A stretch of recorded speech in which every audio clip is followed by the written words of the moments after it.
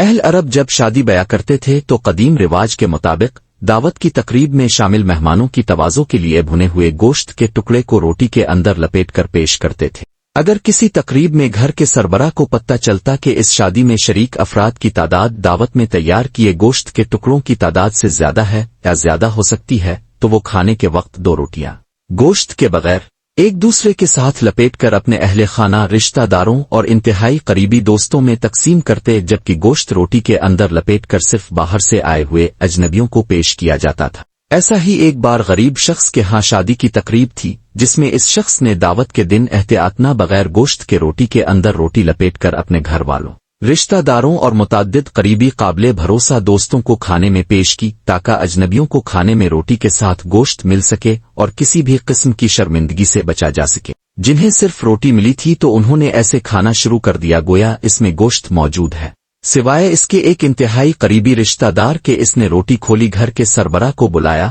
اور غصے سے بلند آواز میں اس سے کہا، اے عبداللہ کے باپ، یہ کیا مذاق ہے؟ یہ تو روٹی گوشت کے بغیر ہے، میں تو آج کے دن ہرگز یہ نہیں کھاؤں گا۔ غریب شخص نے تحمل سے سنا اور مسکرا کر جواب دیا، اجنبیوں کا مجھ پر حق ہے کہ میرے دسترخوان پر انہیں ہر حال میں گوشت پیش کیا جائے۔ یہ لیجئے گوشت کا ٹکڑا اور معافی چاہتا ہوں، مجھ سے غلطی ہوئی، میں آپ کو اپنے اہل خانہ میں شمار کر رہا تھا۔